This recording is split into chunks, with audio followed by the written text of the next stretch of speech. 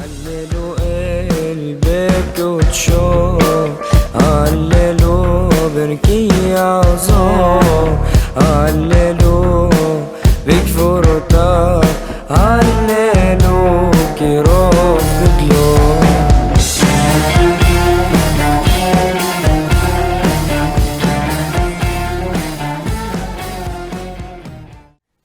Hola a todos, quiero darles la bienvenida al curso del libro de los Salmos, Sefer Teilim.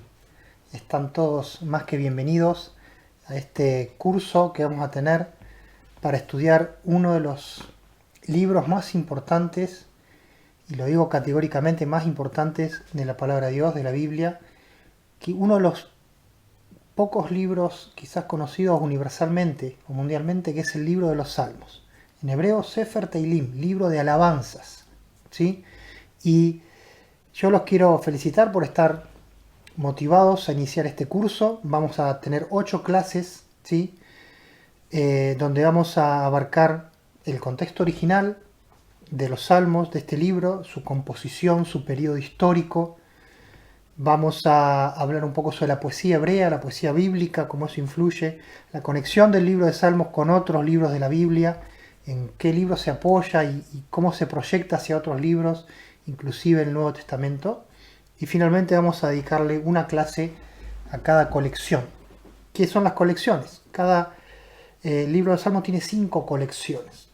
Está dividido, por decirlo así, en 5 colecciones de Salmos y la vamos a ver. Y estas 5 colecciones ya nos dan un indicio, nos dan una muestra de que el libro de Salmos no fue un libro escrito por una sola persona en un determinado periodo histórico. No es que alguien se sentó, el rey David se sentó y escribió los 150 salmos que tenemos en nuestras Biblias en un periodo de tiempo relativamente corto, no. El proceso fue mucho más complejo, mucho más rico y refleja, por tanto, el libro de los Salmos una variedad de influencias que nos van a enriquecer mucho, nos van a dar mucha información, nos van a conectar con distintos periodos históricos, con distintas problemáticas, con distintos sentimientos del pueblo de Dios a lo largo del tiempo y distintas influencias sobre la poesía. Entonces, estamos delante de un libro muy complejo, de un libro lleno de secretos, de misterios, un libro lleno de alabanza, de oraciones, de exaltaciones, de doctrina, y un libro que vale la pena estudiar. Un libro que está presente en nuestras vidas, que seguramente es uno de nuestros libros favoritos y cada uno quizás tenga algún salmo de preferencia, pero lo que vamos a ir descubriendo en esta serie es mucho más y vamos a ir abriendo puertas para que después cada uno de ustedes por su cuenta pueda seguir investigando y profundizando en este libro tan precioso y que tanto ha bendecido a la humanidad desde miles de años atrás. Entonces, hemos escuchado la música del Salmo 150, espero que les haya gustado, ¿sí? En hebreo, con un estilo más próximo, digamos, quizás al estilo de la música del tiempo de los Salmos, el tiempo de la monarquía, el tiempo de David, el tiempo de los reyes, y la letra basada en el Salmo 50, que es el cierre del libro de los Salmos. Los Salmos tiene, como les dije, 5 colecciones y tiene una tapa, que es el Salmo número 1, con un preámbulo, y después tiene el cierre, como la conclusión general, que es el Salmo 150, que con esto quiero que empecemos. Vamos a empezar por el final. Fíjense lo que dice el Salmo 150. Aleluya, alabad a Dios en su santuario, alabadle en la magnificencia de su firmamento, alabadle por sus proezas, alabadle conforme a la muchedumbre de su grandeza, alabadle al son de bocina, alabadle con salterio y arpa, alabadle con pandero y danza, alabadle con cuerdas y flautas, con címbalos resonantes, alabadle con címbalos de júbilo. Todo lo que respira, alabe a Jah, aleluya. Así que aquí tenemos el cierre del libro de los Salmos, pero que de alguna forma va a ser nuestra puerta de entrada para empezar a profundizar y a ir descubriendo y llenando nuestra mochila de perlas, de descubrimientos, de tesoros que van a ir surgiendo a lo largo de las clases. Así que esta propuesta de alabar, el libro se llama Sefer Teilim, libro de alabanzas porque el objetivo, o uno de los objetivos es la adoración, la alabanza a nuestro Dios. También aparece acá el nombre Jehová, aparece el nombre Dios, aparece el nombre Ja, ¿sí? Lo cual nos muestra que hay una variedad de nombres que vamos a después ir investigando y nos va a dar muchas pistas acerca de los tiempos y las preferencias en la composición. Pero eso va a ser materia de otra clase. En esta clase, que es la inicial, vamos a hablar del contexto original de los salmos. ¿Sí? Ahí les estoy mostrando 3 figuras, 3 fotos, todas relacionadas con el rey David. ¿Sí? El libro de los salmos, si está relacionado con algún personaje, es con David, ¿sí? El dulce cantor de Israel, como dice la palabra. Y vamos a ver entonces, en primer lugar, las ruinas de la ciudad de David. Muchos salmos fueron compuestos en la ciudad de David. Jerusalén. Jerusalén es conquistada por David y llamada su ciudadela, ¿sí? El núcleo de la ciudad amurallada, ciudad de David. Y en ese lugar está el palacio de David, y seguramente en ese lugar donde también David lleva el arca del pacto después, y antes que estuviera construido el templo de Jerusalén, ese era el ambiente donde él componía sus salmos. Así que la ciudad de David, ahí tenemos las ruinas. Hasta el día de hoy están las ruinas. La arqueología encontró esas ruinas, encontró el palacio, y esto es una evidencia de la historicidad de este libro. ¿Sí? Estamos delante no solamente de un libro poético, sino un libro histórico, y esto es fundamental y es importante, porque no estamos acá para hablar simplemente de filosofía o de ideas bonitas, sino de conectarnos con la obra de Dios a lo largo de las generaciones. Generaciones también una palabra que va a ser clave en nuestro estudio de los salmos, y nos estamos conectando entonces con la ciudad de David, con una ciudad real, concreta, donde David reinó y donde él compuso muchos de sus salmos. Después tenemos otra figura que es una estatua en la ciudad vieja de Jerusalén actual, donde tenemos al rey David tocando el arpa. Era una de las pasiones que tenía David, y eso da testimonio el libro de Samuel, del profeta Samuel, que nos cuenta que David tocaba el arpa, entonces componía, y ya esto nos va dando una idea que los salmos no solamente son poesía, como lo tenemos hoy, como un escrito, sino que también está relacionado con la música.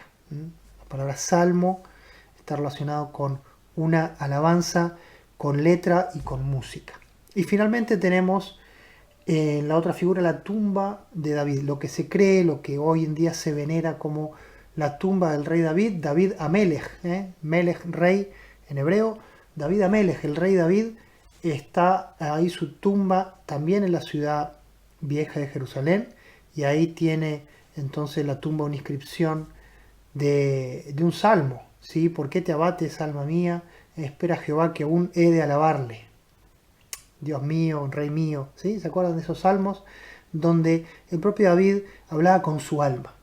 Así que esto va a ser parte de nuestro estudio de los salmos personales, la mayoría de los salmos de David, donde él habla con su alma, habla con Dios, habla en su corazón, y incita a su alma a alabar a Dios. Así que los salmos nos puedan inspirar y estimular a rendir culto a Dios, como una forma de acercarnos, como una forma de elevarnos, ¿sí? Y elevar nuestra vida y nuestra experiencia en esta tierra. Si algo tienen de poderoso los salmos, es que nos ayudan a elevarnos, ¿sí? A elevarnos por encima de la materialidad de este mundo.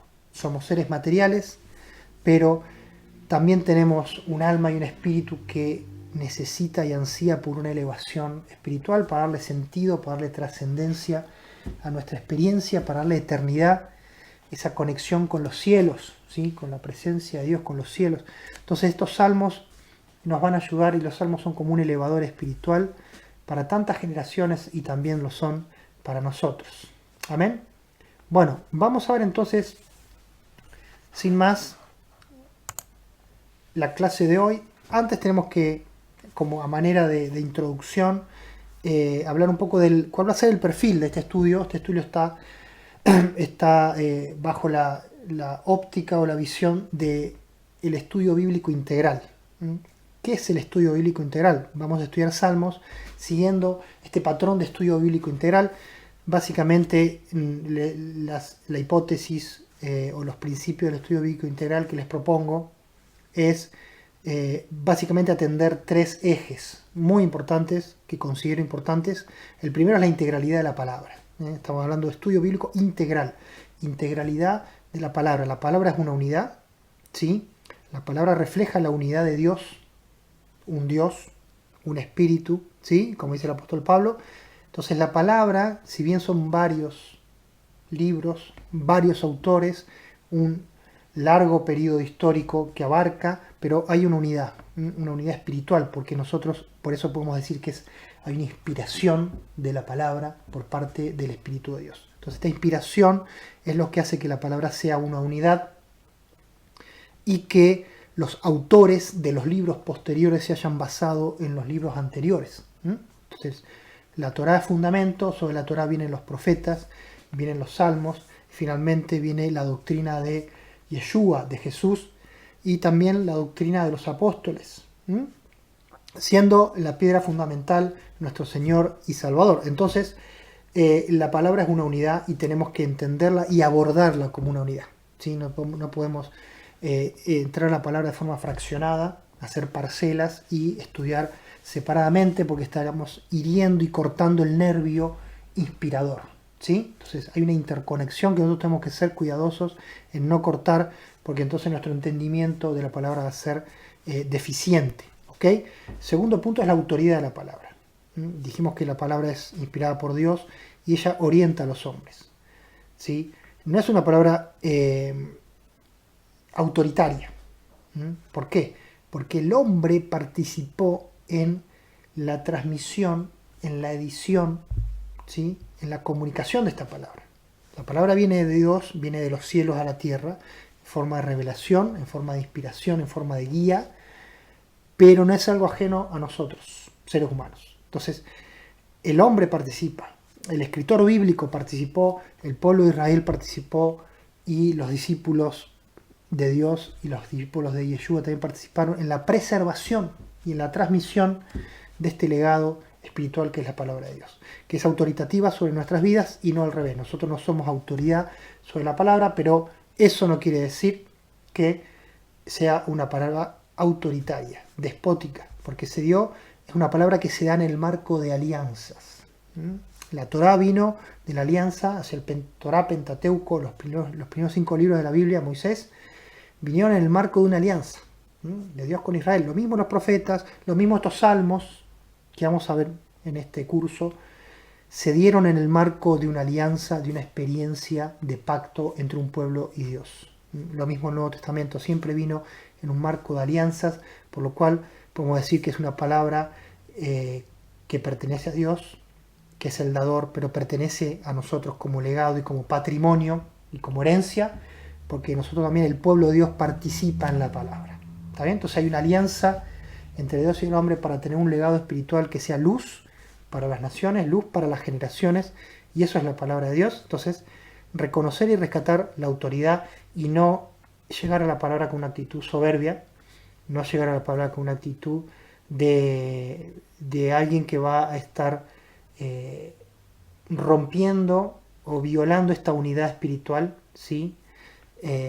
Y va a introducir entonces cosas ajenas, sean forma de estudiar la palabra, sean conceptos filosóficos ajenos a la palabra, ¿sí? Entonces tenemos que tener cuidado, y el estudio bíblico integral apunta a ser cuidadosos con respetar la autoridad de la palabra. Finalmente, el contexto original. La palabra se dio en un proceso histórico y ese proceso histórico tiene un contexto, o sea, cada libro, cada palabra dada, y el libro de los Salmos en este caso, tiene un contexto original, se dio en un momento histórico, se dio en un lugar, se dio en una sociedad, y nosotros tenemos que hacer lo posible para recrear eso y no introducir en el texto nuestro contexto actual, nuestro contexto contemporáneo, porque si no vamos a estar descalibrando la palabra. Vamos a tener una palabra descalibrada, vamos a tener unas conclusiones, una doctrina descalibrada, porque va a estar mezclando cosa con cosa. Quiere decir, estamos quitando el contexto original y agregando un contexto ajeno, extraño, ¿sí? Inclusive podemos, sin querer, y a veces es lo más difícil de evitar, vamos a llegar al texto bíblico usando categorías posteriores, categorías que es fruto del pensamiento humano posterior, ¿sí? Y eso nos puede estar nublando el entendimiento a lo que el texto quiere decir originalmente, ¿sí? No quiere decir que tengamos que vivir vidas a la antigua, ¿sí? Para poder entender el texto bíblico. Lo que estoy diciendo es que tenemos que acercarnos al contexto original, reproducirlo de la mejor manera y a partir de ahí hacer el puente hacia nuestro tiempo histórico actual, ¿sí?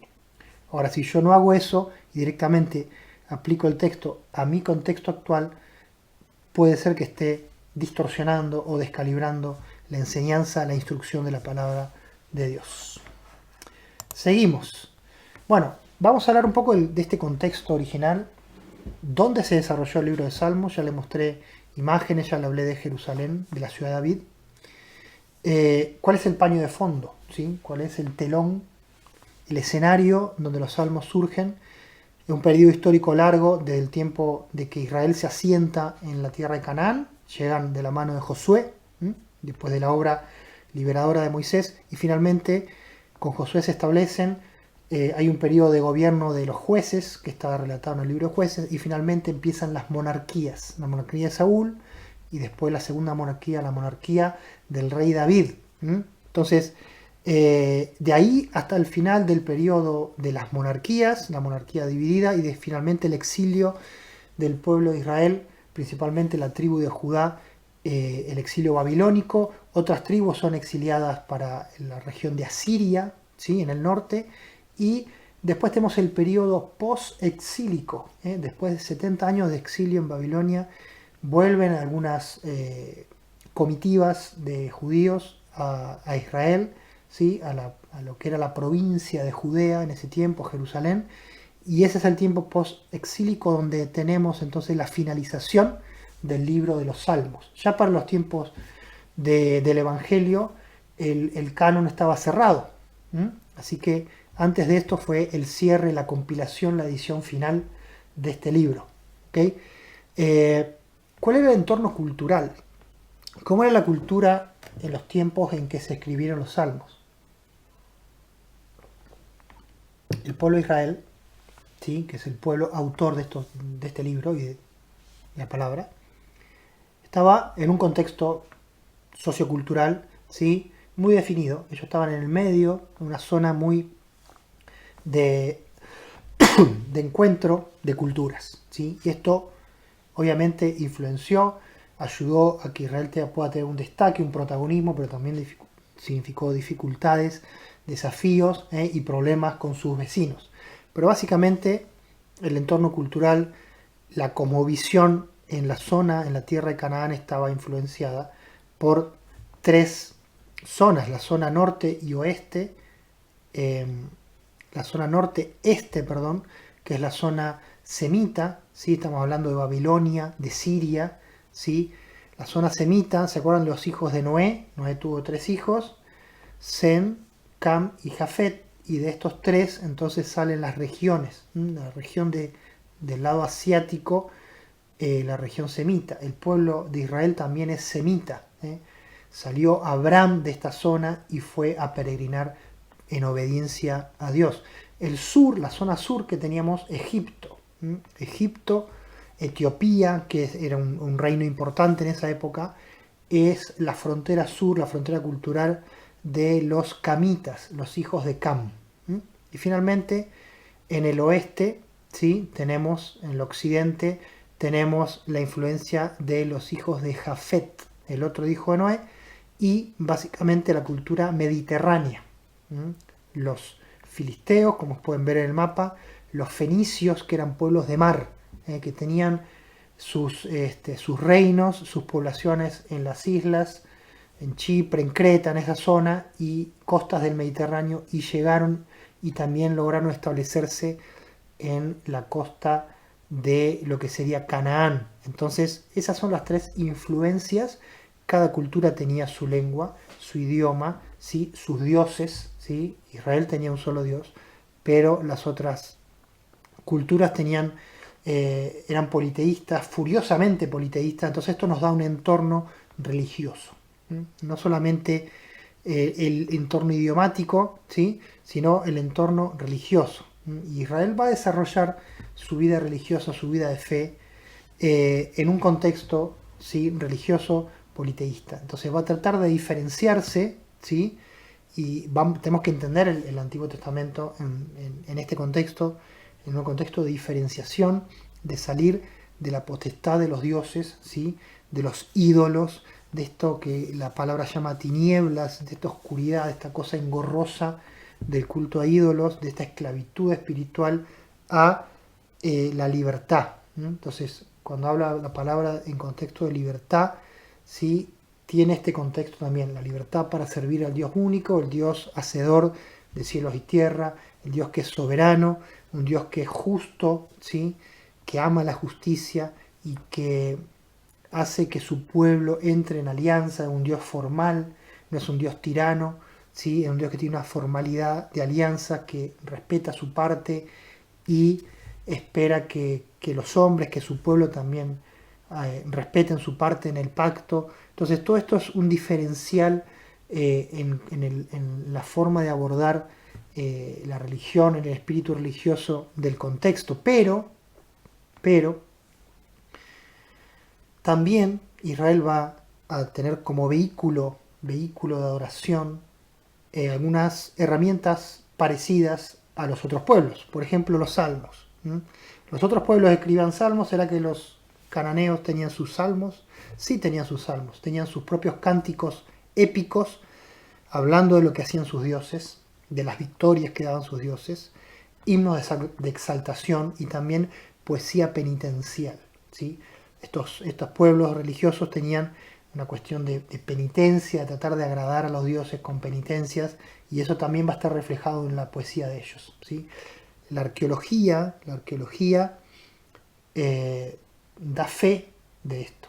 La arqueología en la zona y en esta región de Medio Oriente descubre y encuentra, ¿sí?, desde hace mucho tiempo hasta la actualidad, estos registros, ¿sí?, de estos poemas, de escritura, del idioma, ¿sí?, de poesías, de cánticos, de las cuestiones militares y cívicas de toda esta región, lo cual es un fundamento importantísimo, porque a veces algunos críticos, quizás vos escuchaste en algún momento, de que todo esto es medio fantasioso o que se escribió muchísimo después. ¿Cómo van a hacer hace 3000 años? No sabían escribir, no sabían leer, no sabían hacer ningún tipo de arte, de cultura. Entonces, ¿cómo vas a creer que hace 3000 años David estaba componiendo salmos? Está la evidencia arqueológica. No subestimemos a las generaciones que nos pasaron, que nos sucedieron, porque mucho antes del rey David ya había cultura escrita, cultura hablada, había idioma, había escritura, ¿sí? Y para los tiempos de Israel, de cuando se empieza a desarrollar el idioma hebreo, aparece algo fantástico que son las letras con conexión fonética única. Antes estaban los jeroglíficos, ¿no?, de Egipto, de la cultura egipcia. Había otros tipos de escritura más arcaica, como la escritura cuneiforme, pero que eran relacionadas generalmente con ideas, ideogramas. Y encontramos que en Canaán, en la zona de Israel, de los fenicios, de los filisteos, empieza a surgir la letra, ¿sí?, la letra asociada a un sonido. Y esto es como una revolución. Esto es algo como hoy tenemos la revolución tecnológica. Eso fue un paso gigante y permitió que la escritura se desarrollara mucho más. Y entonces, en ese contexto, en ese hebreo antiguo, ¿sí?, que compartían estas letras, este alfabeto arcaico con los pueblos, tenían prácticamente los mismos símbolos, pero eran dialectos unos diferentes de otros. Entonces, en esa lengua primitiva empezó a surgir y empezó a forjarse este hermoso y poderoso libro de los Salmos, ¿sí? Así que este es el contexto original. Hay otras cosas que podemos hablar, pero tenemos que seguir adelante. El periodo histórico, la línea de tiempo, ¿sí? Yo quiero que distingamos tres periodos. El periodo de la monarquía, que ya les dije, donde el contexto es toda la tierra de Israel y el objetivo, la motivación de los salmos es la devoción personal y la exaltación de Dios. Hay mucho componente personal, se están componiendo salmos, ¿sí? No está todavía la idea de tener un himnario, un cancionero, ¿no? Un libro compilado, sino que se componen salmos, hay una motivación espiritual de alabar a Dios, de establecer un culto, pero más que nada es una expresión, ¿sí? Todavía no hay nada muy formal que digamos, sino que es el deseo del corazón del Espíritu de expresarse, y esa es la primera etapa donde David es el actor principal por lejos, y él establece a sus levitas y sus cantores. Pero después pasamos en el tiempo y sigue el periodo monárquico del reino dividido, se separa el reino del sur y el reino del norte, y en Judá se concentra esta idea, esta tradición de la composición de salmos, que es lo que finalmente nos queda en el libro de los salmos. El reino del norte posiblemente también compuso sus propios salmos, pero tuvo una divergencia espiritual, una divergencia religiosa, estableció también una mezcla del culto a Dios con cultos paganos, entonces esa tradición se perdió. Lo único que tenemos es algo de los samaritanos, pero que es un poco posterior al tiempo histórico que yo le estoy hablando ahora. Así que los del Reino del Norte posiblemente también escribían salmos, pero no tenemos un libro de salmos del Reino del Norte. Solamente tenemos el del Reino de Judá asociado al templo en Jerusalén, ¿sí? Entonces, Ezequías y Josías posiblemente tuvieron importancia y actividad histórica en la composición de salmos, ¿sí? En agregar salmos y ir compilando. Entonces, durante la época de la monarquía se empiezan a formar las colecciones que yo les conté al principio. Estamos hablando del año 700 a.C., ya pasaron 300 años de David. Y finalmente llegamos al tiempo final de la monarquía y al tiempo del exilio y del post-exilio, tiempo de Esdras, Nehemías, Zorobabel, Malaquías, Ageo, profeta Zacarías. En ese tiempo ya posterior, hablando 450 hasta 400 antes de Cristo, tenemos entonces el periodo final donde se agregan más salmos con temática propia de la época, ¿sí? Por ejemplo, el exilio, el sufrimiento de Jerusalén, la esperanza de volver, ¿sí? Eso está en los salmos, son salmos tardíos y ya son salmos más religiosos. Ya hay una motivación de que estos salmos sean el vehículo para que Israel tenga un culto a Dios. Entonces David tenía una idea más de alabar a Dios, quizás menos formal, más de experiencia, de danza, de alegría, de celebrar a Dios, y después ya tenemos con el tiempo una intencionalidad de culto, ¿sí? Entonces esto está reflejado en el libro de Salmos.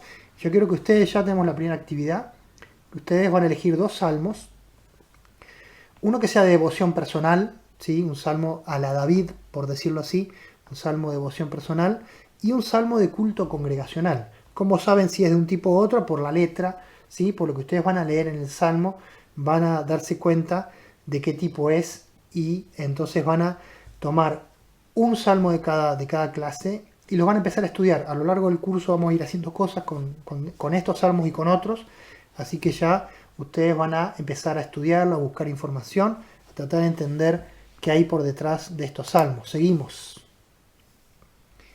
Fíjense, 2 temas importantes. Seguimos con el contexto histórico, seguimos con el contexto y tenemos que hablar de David. David es la influencia temprana en los salmos. De alguna forma es el motor, en la inspiración de los salmos, es el ícono, ¿sí? Por eso quizás alguno de ustedes piensa que los 150 salmos son todos salmos de David, ¿sí? No es así. Pero David fue el motor, la influencia temprana, ¿sí? El catalizador, ¿sí? El que mostró el camino, ¿sí? El que mostró la importancia, que mostró que era fundamental para Israel desarrollar la alabanza y la adoración por medio de salmos, incluyendo la poesía, incluyendo la música, ¿sí? Incluyendo la cultura y el arte. Estamos acá delante de obras culturales, es una obra cultural. Esto es un artefacto cultural, la palabra de Dios, el libro de Salmos, un artefacto cultural, ¿sí? Artístico, y tenemos que respetarlo como tal. Acá hay poesía y en la clase que viene vamos a hablar un poco de cómo era la poesía en los tiempos de David. Entonces David es el dulce cantor de Israel, es el que establece a los levitas, ¿sí?, delante del arca del Señor. ¿Para qué? Para alabar continuamente, ¿sí?, por medio de Asaf, el levita, director de coro, y sus hermanos, ¿sí? Había varios coros levitas y ellos tenían esta misión de alabar continuamente, de tener esta conexión, ¿sí? Les dije al principio, este elevador espiritual que son los salmos. Entonces David estaba preocupado con esto. David, en medio de su tiempo histórico, fue un gran líder, ¿sí? No solamente porque era valiente y derrotó a Goliat y iba adelante en las batallas, no solamente por eso, sino como político, como hombre de Estado, como estadista. Él operó como estadista y él entendió varias cosas importantes, ¿sí? Entonces, ya lo vamos a ver cuando hablemos de Jerusalén. Pero entonces, fíjense lo que dice Amós 6:5, hablando es otra época, pero dice como David, improvisan canciones. ¿Sí? Está hablando y inclusive está confrontando a los religiosos de su época. Pero dice, como David improvisan canciones. O sea que acá tenemos un registro de que David improvisaba canciones, o sea, componía, se inspiraba y componía. Por eso le decía que esto es una obra artística y David era un artista. Y esto seguramente le dio a David un vuelo adicional y le dio una penetración en el corazón del pueblo que de otra manera hubiera sido muy difícil para él conquistar al pueblo, pero esta parte artística fue muy usada por Dios para fortalecer y establecer el liderazgo de David. Entonces, tenemos acá a David, una persona relacionada con la música, hay evidencia, tocaba instrumento, componía, cantaba, y a su vez formó cantores, o sea, estableció como rey, les dio provisiones, les dio recursos para que los levitas se iniciaran en esto de la música, que no era novedoso, ¿sí? No es que los salmos los inventó David. Uno puede ir a la Torá, al Pentateuco, y ya encontrar, por ejemplo, el libro de Éxodo, ¿sí?, el cántico de Moisés y de María cuando Israel cruza el Mar Rojo. Después, cuando Moisés se despide de Israel, frente ahí en los montes de Moab, él también compone unos cánticos, ¿sí? Los cánticos eran una forma muy primitiva de pasar un mensaje y que el mensaje sea guardado en la memoria. ¿Está bien? Entonces había una componente didáctica en todo esto, ¿sí? La poesía, el cántico, ayuda a memorizarlo, ¿no? Esto hasta el día de hoy. Nuestra memoria se activa de una forma especial con la letra de las músicas. Entonces, esto ya se conocía de antiguo y era una tradición en los pueblos y también en Israel, pero David, sin lugar a dudas, es el motor y en la inspiración de los salmos. Entonces, los salmos son como una colección religiosa, espiritual, davídica. Es una colección davídica. No es que todos los salmos son de David, pero es fruto de la inspiración y del ejemplo de David. Otros siguieron el ejemplo de David. Cuando David murió, los reyes que siguieron, los levitas que siguieron, mantuvieron esta línea de trabajo de la alabanza, de la oración, de la composición. Entonces, de alguna forma se apoyaron en el fundamento que estableció David. Por eso los salmos, a veces se dice que son los salmos de David. Algunos salmos son de David, repito, no todos, ¿sí? Ahí vemos en el gráfico del costado unos 76 salmos, ¿sí? 76 salmos, la mitad más uno, ¿sí?, para que sea mayoría, son atribuidos a David. Son atribuidos a David, de los cuales podemos entender que al menos una gran mayoría sí son de él, ¿sí?, y tal vez todos son de él, ¿ok? Pero el mismo libro de Salmos ya nos deja en claro que no todos los salmos son atribuidos a David, principalmente en la colección número 1, ¿sí? La colección número 1 está asociada más al tiempo de David, ¿sí? Prácticamente todos los salmos son de David.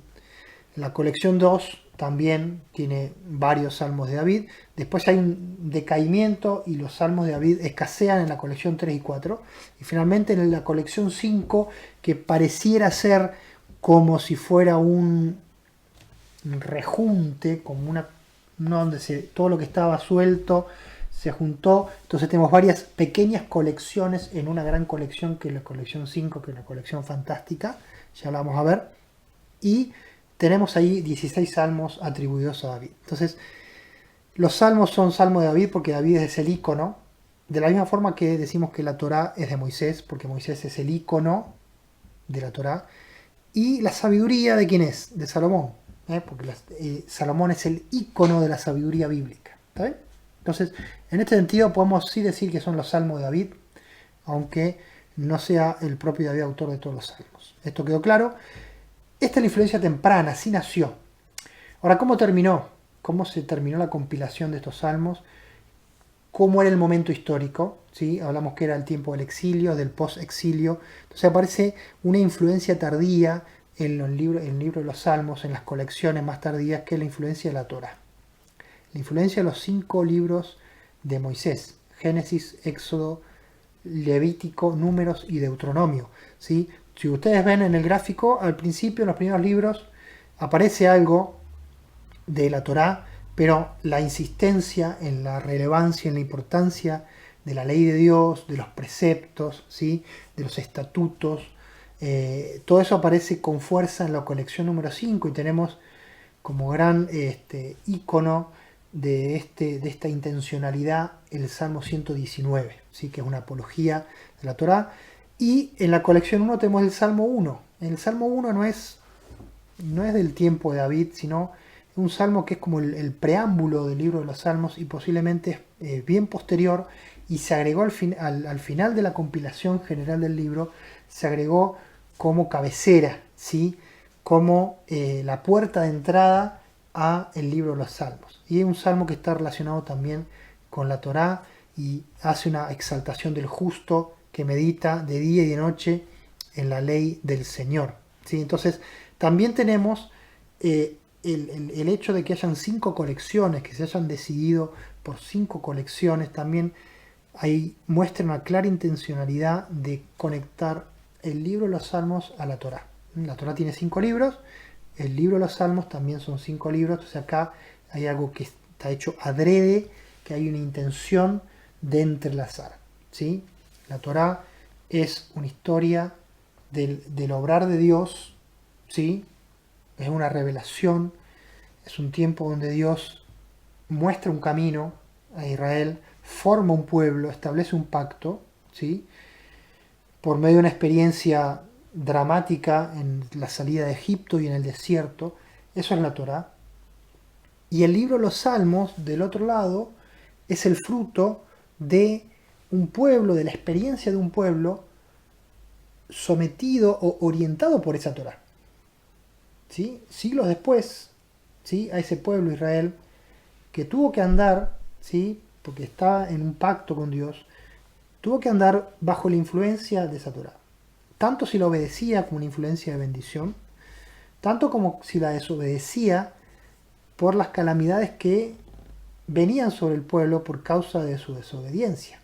Porque la Torá indicaba, ya les mostraba de antemano, ¿sí? Las consecuencias del buen camino y del mal camino. No que, volvemos al inicio, no que la palabra era una palabra autoritaria o condenatoria, sino que una palabra de sabiduría y de presciencia. Le estaba mostrando a Israel las consecuencias de su camino antes de ocurrir. Entonces, Israel es un pueblo que camina a la luz de la Torá, y como fruto de eso surge los salmos. Entonces es como un rebote.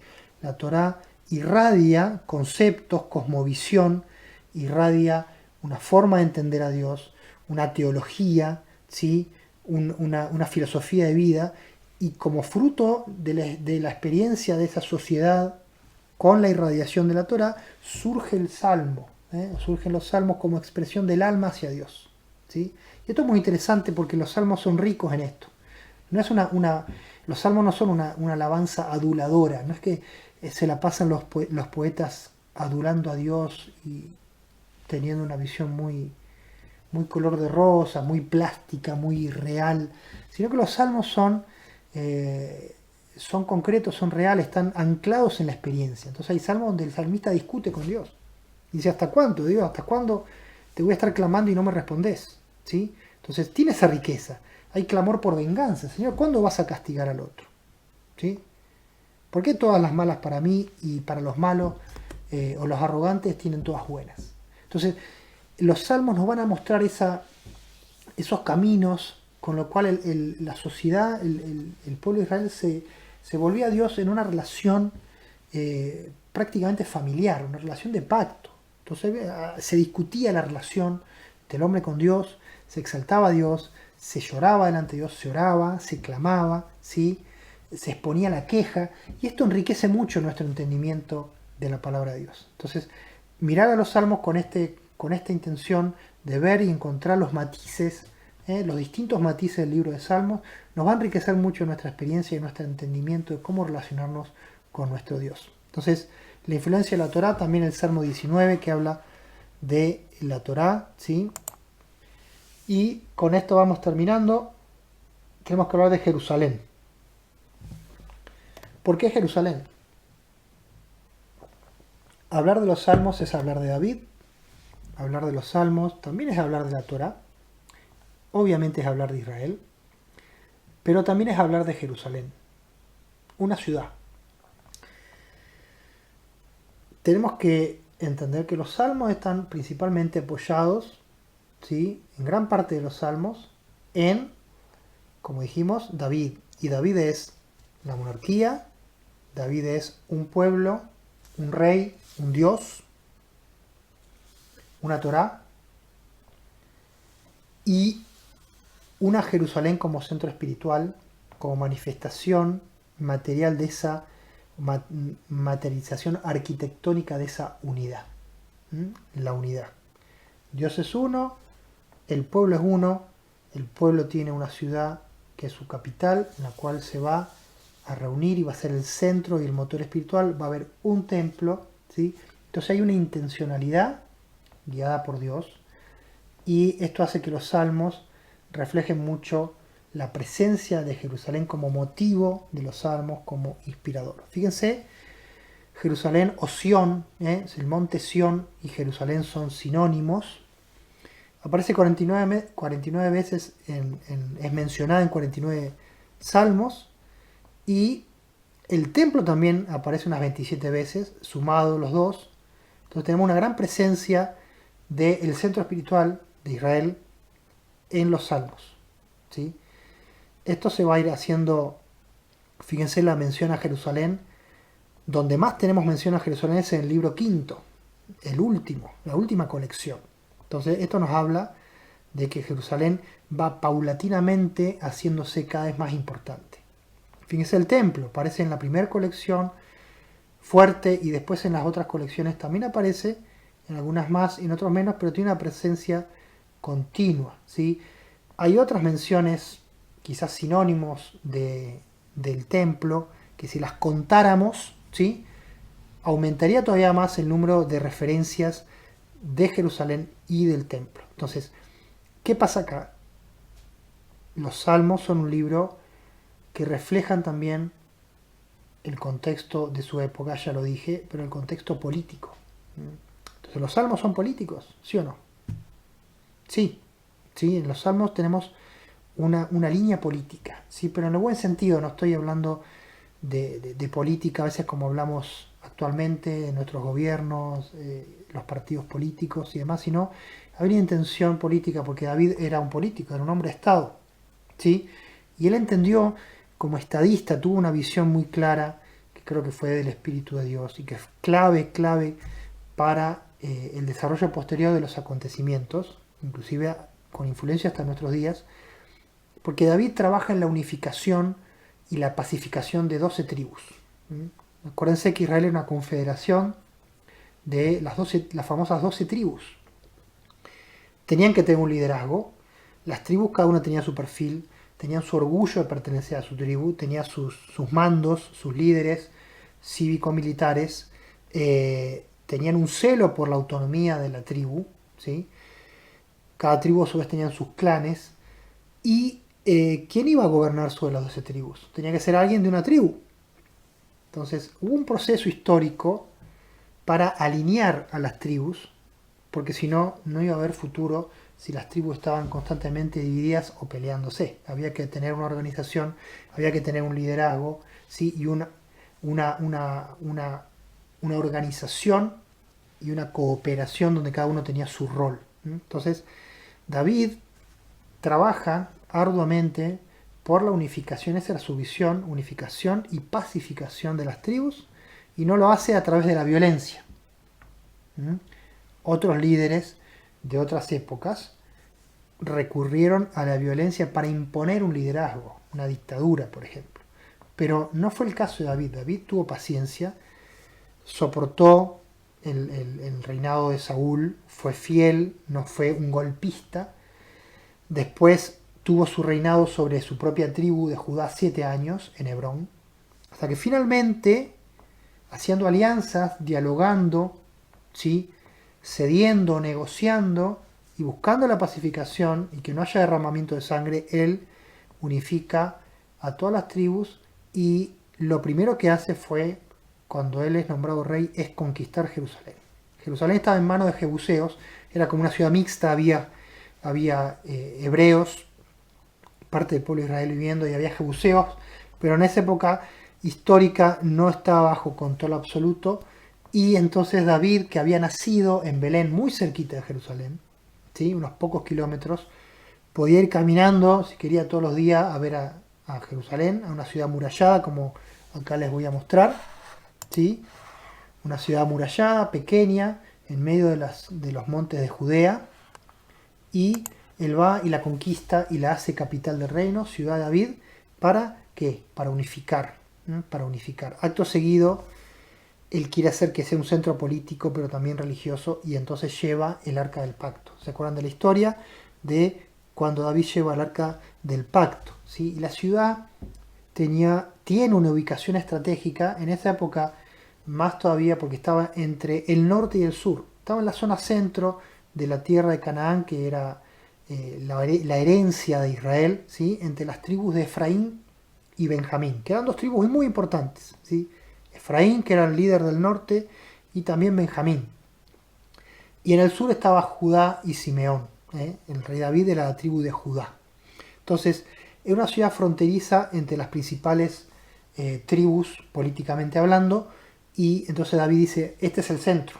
Le encuentra el centro a la tierra de Israel y establece ahí con el arca que la lleva, y después con la construcción del templo, transforma a Jerusalén y le regala Jerusalén a Israel y al mundo como centro espiritual, centro de peregrinación, y tanto así que después los profetas van a empezar a trabajar encima de esta verdad. Los profetas confirman, el profeta Natán confirma esta movida, ¿sí? Hay una confirmación profética de estos movimientos que hace David, tanto de su monarquía como lo de Jerusalén. Entonces, después el propio Yeshua, el propio Jesús, va a hablar de Jerusalén como la ciudad del gran rey. El gran rey descendiente de David, el rey de Israel. Entonces está asociada Jerusalén de ahí en adelante con la profecía bíblica y con el final de los tiempos. Fíjese qué importante cómo la profecía y el Espíritu de Dios avala esta decisión, que en un tiempo fue una decisión política del rey David, que tenía una visión muy clara, guiado por el Espíritu de Dios. Fíjense, acá hay algo importante y con esto terminamos. Jerusalén entró en la escena de Israel de la mano de David y vino a reemplazar otras ciudades y otros lugares que habían sido importantes en el pasado. Por ejemplo, reemplazó a la ciudad de Silo, ¿sí?, o Shilo. Shilo, en la tierra de Efraín, fue la primera capital del reino de Israel. En realidad no era un reino, sino una confederación de tribus. Y Josué, ¿se acuerdan? Josué, hijo de Nun, el conquistador de la tierra, el líder establecido por Dios después de Moisés, era de la tribu de Efraín. Entonces Josué, de la tribu de Efraín, establece Silo por capital, y Silo va a ser el centro de esta confederación en los tiempos de los jueces. Inclusive cuando empieza el libro de Samuel se va a hablar de la historia del sacerdote Elí, cuando se roba el arca. En fin, tenemos entonces una ciudad, Silo, ahí tenemos las ruinas de Silo, un lugar histórico. Vuelvo a repetir, la arqueología nos muestra que esto no es un cuento de fantasía, sino que son hechos históricos, ¿sí? Hubo personas, hubo sociedades, generaciones y experiencias históricas relacionadas con lo que estamos hablando. Silo es destruida, Silo es atacada, y esto se ve como una señal, como un castigo de Dios. Entonces como que Israel entra en un tiempo como de dispersión, de un sin rumbo político, ¿sí? Porque este sistema de tribus estaba caducando de alguna forma, y las propias tribus empiezan a pedirle a Samuel que nombre un rey, ¿sí? Si bien esto al principio le cayó mal a Samuel, y la palabra dice que también Dios se sintió despreciado, el hecho es que la idea de la monarquía no era una idea equivocada o era una idea extraña o que Dios no quería tener o no tenía prevista, porque de hecho después Dios avala la monarquía de David. Y es más, Dios profetiza por medio de Natán, manda profecía hablando de que el reino de David será estable eternamente. Y más aún, habla que va a venir un Mesías, un ungido de Dios, que va a ser hijo de David.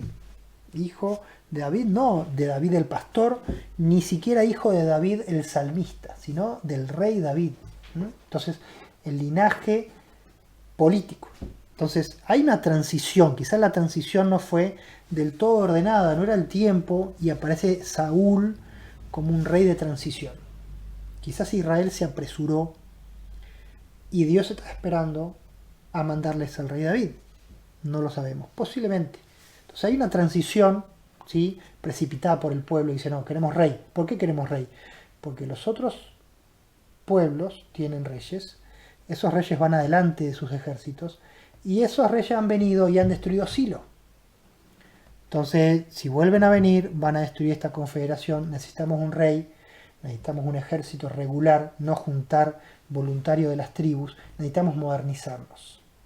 Entonces, los procesos modernizadores siempre son traumáticos, a veces parece que están apartados de la realidad espiritual o que son contrarios a Dios, pero finalmente la modernidad se acomoda y encuentra su punto de equilibrio con Dios, con la fe y con la espiritualidad. Entonces, esto es lo que tenemos acá. Silo cumple un ciclo y cae. Necesitaba Israel un líder que entendiera y que tuviera el poder y la persistencia para darles una nueva capital, y es lo que hace David. No solamente con Silo, que era de la tierra de Efraín, fíjense la influencia de Efraín, el legado de Josué, que era de Efraín. Entonces Efraín tuvo un liderazgo en el tiempo de los jueces por esta herencia de Josué, que no fue rey, sino que fue líder conquistador. Y lo mismo tenemos con el monte Gerizim, el monte Ebal, en la zona de Samaria. Si ustedes se acuerdan que ahí Josué va con las tribus, establecen, pintan piedras, escriben en piedra, ¿sí? Ya en esa época escribían en piedra, con cal, piedras con cal, y escriben las bendiciones y las maldiciones de la Torá, y hacen un pacto en el monte Gerizim, al norte de Jerusalén. Entonces, ahí había un altar, y fue descubierto ese altar, un altar importante, no un altar de 4 piedras. Fíjense, un altar importante que indicaba que era un lugar de culto nacional, en el norte, ¿sí? Entonces, en la zona de influencia de Efraín. Todo esto, ¿sí?, fue un periodo histórico, el periodo de los jueces, y fue decayendo espiritualmente. No hubo una continuidad, se perdió la visión, se enfrió, se entibió el liderazgo, ¿sí? Entonces, los lugares, si no hay un liderazgo acorde, se van enfriando, y a veces pasa inclusive con iglesias, pasa con tiempos históricos. Por ejemplo, las 7 iglesias que son mencionadas en el Apocalipsis, ¿sí?, no las tenemos hoy. Tenemos ciudades en ruinas, ¿sí?, casi todas. Entonces, son periodos históricos, y sobre el lugar, sobre la arquitectura del lugar, está la vida, está la espiritualidad, está el desarrollo del propósito de Dios. Cuando las generaciones no consiguen mantener y renovarse en ese propósito, terminan sucumbiendo, y esto le pasó a las ruinas, a Silo, que se transformó en ruinas, y también a el altar de José en el monte Ebal. Y En Juan capítulo 4, y con esto termino, tenemos una referencia a esta cuestión, ¿sí? Yeshua, Jesús va de Jerusalén a Galilea y pasa por Samaria, ¿sí? Y se sienta en el pozo de Jacob, ahí en Siquem, en esta zona, y se encuentra con una mujer, le pide agua y empiezan a hablar, la mujer es samaritana, y empiezan a hablar del lugar de adoración. Y la mujer le dice, bueno, ustedes adoran en Jerusalén, en el templo, ¿sí? O sea, la tradición de David, la tradición de los salmos. Y nosotros adoramos acá en el monte Gerizim, ¿sí? Porque cuando el reino se dividió, nosotros entonces seguimos adorando en este altar que está relacionado con Josué, que es más antiguo. Entonces, acá había una grieta, ¿sí? Había una grieta y algunos habían quedado con una tradición y otros con otra. Ahora, más importante que la tradición está el mover de Dios, ¿sí? Entonces Yeshua es paciente con esta mujer y le explica y le muestra que el camino, el trabajo que Dios había hecho, que Dios había inspirado por su espíritu, pasaba por Jerusalén, ¿sí? Y que Jerusalén es la ciudad del gran rey, es la ciudad del Mesías, ¿sí? Entonces, tengamos cuidado a veces de aferrarnos a ciertas cuestiones históricas o quedarnos en cierta posición y no entender el mover de Dios, que incluye, ¿sí?, los tiempos y que va cambiando y que tenemos que entender por dónde pasa y por dónde va y hacia dónde se dirige el Espíritu de Dios. Esto para nuestro tiempo histórico actual, también como a manera de reflexión para terminar, hacia dónde se estará dirigiendo el Espíritu de Dios en este tiempo. Hacia dónde nos está llevando, a quién estamos siguiendo, estamos quizás aferrados a Silo cuando ya está cada vez más en ruinas y Dios quiere hacer algo nuevo. Les dejo esto como motivación, como pensamiento, y creo que el libro de los Salmos nos puede inspirar y nos puede ayudar a redescubrir cuál es la dirección de lo que Dios quiere hacer en esta generación y en la generación que viene. Estaremos cerca de la venida del Mesías, estaremos cerca de tiempos difíciles. Que Dios nos ayude y que la palabra nos haga abrir los ojos y que estos libros, es el libro de Salmos que está lleno de profecía, de doctrina, de entendimiento, de luz, y esto lo vamos a ver a lo largo de las clases, cómo el Nuevo Testamento está plagado de referencias a los Salmos. El Nuevo Testamento no se puede entender si no es a la luz de los Salmos. Los Salmos validan la enseñanza del Nuevo Testamento, los Salmos validan lo que se dice sobre el Mesías en el Nuevo Testamento. El propio Mesías usó los Salmos para establecer su línea doctrinaria. Entonces, estamos delante de un libro fundamental, clave, un pilar de la palabra de Dios y de nuestro entendimiento de nuestra fe, de este mundo y de nuestro Dios. Así que los animo a empezar a estudiar, a empezar a investigar este apasionante libro y nos vemos la próxima. Chao.